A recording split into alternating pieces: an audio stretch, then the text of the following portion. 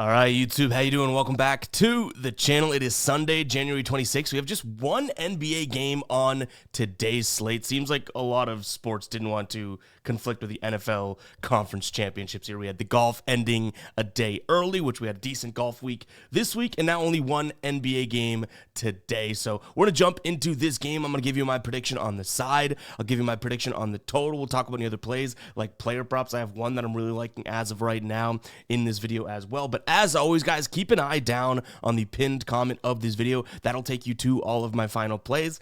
Probably not going to be all that much today, but all of my final plays, so I'm actually rolling myself, absolutely free, all down in the pinned comment. All right, YouTube, how you doing? Welcome back to the channel. I tell you guys I'm a dummy all the time. They don't suck. They've just been sucking. Get them down to -3 for more juice than Jose Canseco in his prime. Tell me you're new without telling me you're new. So don't go jumping down my throat in the comments, right? If you want to fade me, or if you do want to ride me, this still leaves a bad taste in my mouth, right? And remember, more chins, more wins. All right, before we do get into NBA here, I wanted to let you guys know that we have 3 videos out right now. 3 videos out right now for these conference championship games. We have H to H that Tassos and I make together, right, on a weekly basis. And then we also have the NFL conference championship game for the AFC as well as the NFC. So if you guys want to go ahead and check those out, they are posted on the channel all live right now. Just go over to our channel and check them out. Also, all of the plays are going to be over on GuyBostonSports.com. In terms of how we did yesterday in the NBA, we haven't been able to string 2 great days together, right? We had a winning day 2 nights ago, and then a little bit off the top yesterday. I'm actually okay with this day because our favorite play, Malik Monk, which I almost sprinkled a little bit more on, ended up crushing, right? So we were on the right read there. The Hawks being the only bad look. Duncan Robinson makes another 3. He had 3. We had him under 2.5, but that was for +131. Desmond Bane scores 17, even though realistically, that was like kind of a empty 17 too. He had like 12 heading into the 4th quarter. But Tyler Hero, goes under 4. So again, we lose a little bit off the top, but kind of a middling day. Nothing that I'm too down about here. If you take aside the fact that this January has been harsh, this day wouldn't bother me all that much because I really do like the fact that our biggest play, Malik Monk, which was a half-unit wager there, ends up coming through. Our ride of the day gets voided. Mark Williams does not play. So, Jacob, we're looking forward to seeing what you roll with today to continue this streak. So, make sure to get that play down in the pinned comment. We will tweet that out right over on X. We'll put it on the Guy Boston Sports site as well. And you get a shout out in the next video. Make sure to use those hashtag right of the days if you're watching this. Even though we're rolling with Jacob because he is on a win streak, even though this one's a void, it helps a lot of people out down in the comments. So, go ahead and drop those hashtag right of the days with your favorite plays or ROTD, the easier way to use the hashtag, down in the comments. But, all right. What do you say we jump into today's slate? Actually, one more thing, and it's one football thing. Sleeper picks, Patrick Mahomes free square for tonight's game. You get that 0.5 passing yards line, but like I've been telling you guys, the best deal that's going on right now is the fact that they have a play 5, get 55 deal. You hand them a $5 bill, they hand you 11 $5 bills back, and yes, it's 11. You get 11 $5 free plays over there, which is really cool because any of the payouts you hit, you could take some long shots, some safe plays. You got 11 free plays over on Sleeper Picks if you place a $5 entry as a new customer. So go ahead and check it out. That link will be down below in the pinned comment as well as the description. Like I said, we only have one game here today, so I don't expect us to go all ballistic and all out in terms of throwing a bunch of plays there. I do have one that I'm most likely rolling with, and I have a feeling it's going to be a fairly common play today because it just makes a little bit too much sense to me. But let's get into this. I'll give you my breakdown on the spread, the total, and then we'll talk about that one play that I'm liking. So in terms of where I'd go on a spread side of things, you do have a very injured Portland team. Now, before we even say that, we should give a little bit of credit here. 4 wins in a row. They've beat Chicago. They're 4-point dogs. They beat Miami in Miami as 8.5-point dogs. They actually routed Miami. That box score makes it look way closer than it was. They beat Orlando in Orlando as they routed Orlando too, and they were 7-point dogs, right? And then it was a pick 'em against Charlotte, but before DeAndre Ayton was ruled out, LaMelo ruled out, and Bridges ruled out, they were like 6.5-point dogs, and they won that game outright. So this Portland team's playing some good basketball. Do they suit up here against OKC OKC. They are at home. 3 of those 4 wins were on the road. They do suit up against OKC as big dogs, 13.5 point favorites. I don't think that they win this one outright. I'm going to lean towards OKC for a few different reasons here. So let's jump into our dashboard so we can show you versus telling you. Portland is going to be injured. No DeAndre Ayton. You can see that here. And that's going to be a massive issue just given the fact that he is a big body down low. This is a fairly decent Portland defense when it comes down to it, down in the paint. Not a lot of people give them credit for it. A lot of the numbers, and I see people on here talking about how they're a terrible defense. For whatever reason, we've watched a decent amount of, because we had a lot of players in them, decent amount of Portland basketball. They don't make it all that easy to score in the paint. The problem is that DeAndre Ayton's out, which I'm not saying he's this amazing defender, but he is a big body down there, right? And they're going up against the number 1 paint scoring team in the entire league here. And even without DeAndre Ayton, it's still a team that, yes, they'll chuck some threes, but over the last 10 games, the number 2 team in terms of restricted area attempts, not necessarily scoring. You can see there's middle of the pack when it comes to paint scoring, but the number 2 team in terms of at the rim shot attempts, right? Well, this is the number 1 defense. Excuse me, I said OKC was the number 1 scoring. They are the number 7 over the last 3 games. They're the number scoring defense, meaning they allow the fewest amount of points per game in the paint to their opponents. So OKC should win the paint war. And if you can win the paint war, you should be able to beat this Portland team handily, especially if they're really injured, right? And here's another spot. In terms of pull-up shots, now these are pull-up,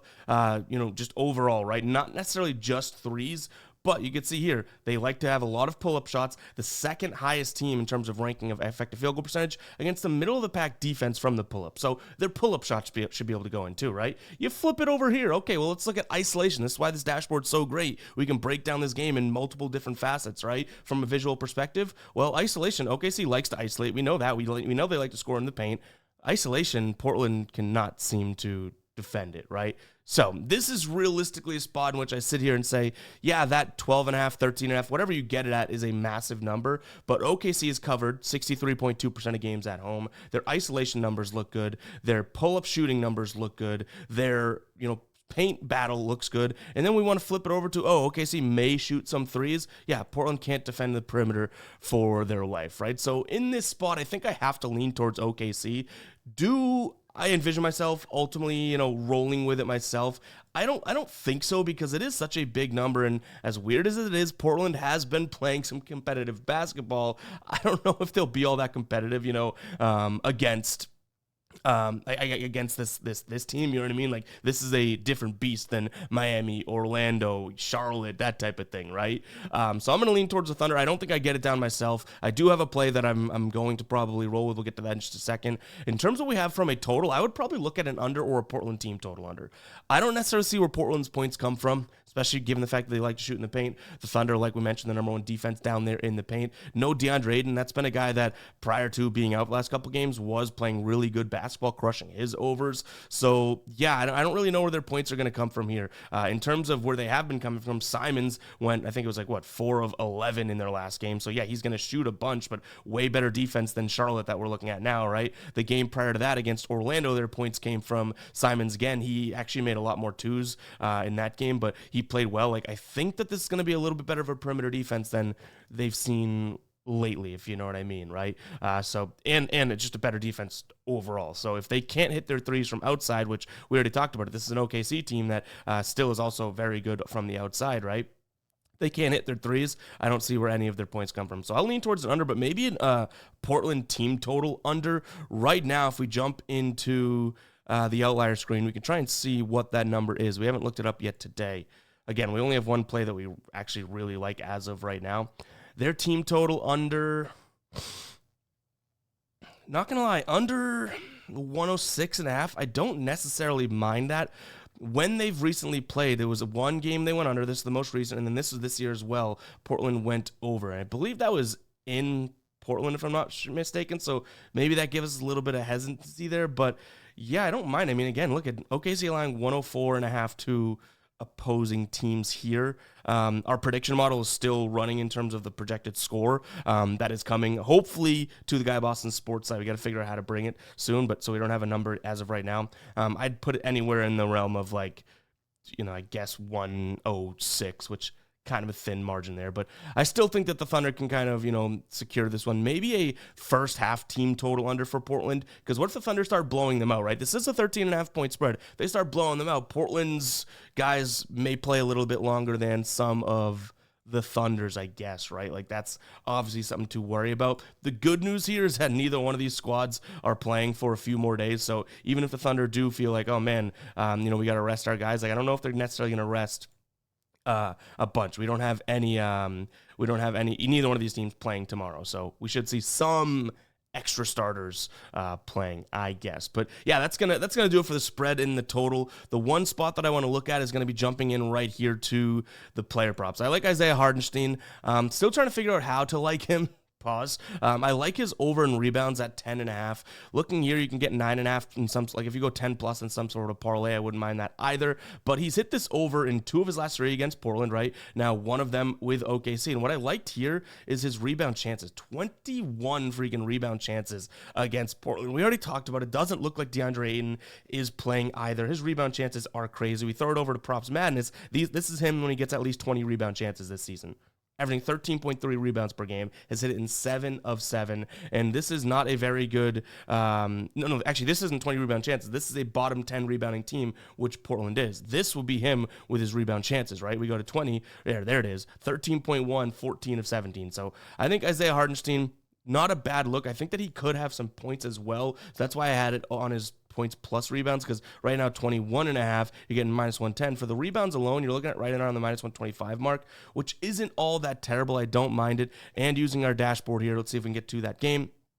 You can see here, Portland allowing rebounds in the last 7 games, bottom 10 to opposing centers. So, yeah, for a team that isn't all that great rebounding themselves, the Thunder, right? Isaiah Hardenstein is their best rebounder. Going up against Portland, who isn't all that phenomenal. So, that is the player prop. That's my favorite player right now. That was the one that I teased at the beginning, being like, this could be a potential look. But I guess all in all, I would consider, the under a Portland team total under, because I don't think OKC needs to score a boatload. But even the way I looked at it, right, they should be able to score at will here, which worries me a little bit. And throw in the fact, actually, I know I'm all over the place here, but this is one game, right? That's the beauty of it.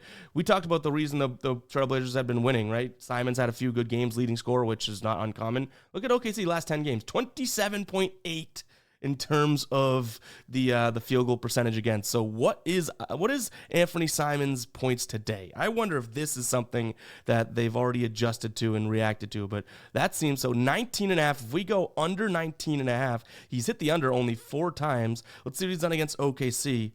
Was terrible against them last time. Played 28 minutes, shot 13%.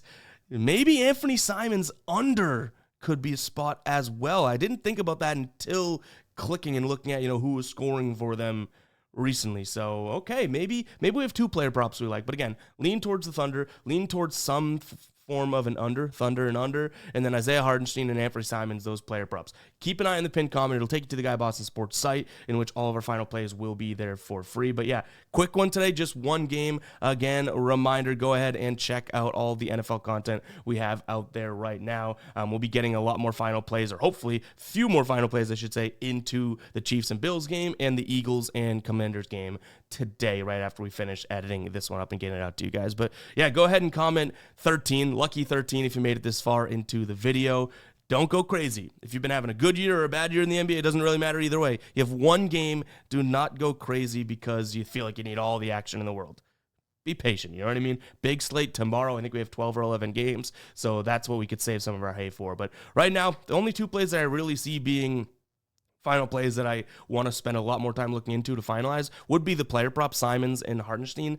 But we may consider some form of an under, right? So keep an eye on the pinned comment. I don't think I'm touching that 13.5 point spread. But anyways, guys, it's another conversation for another day. We'll catch you guys in the next one, all right? Peace out.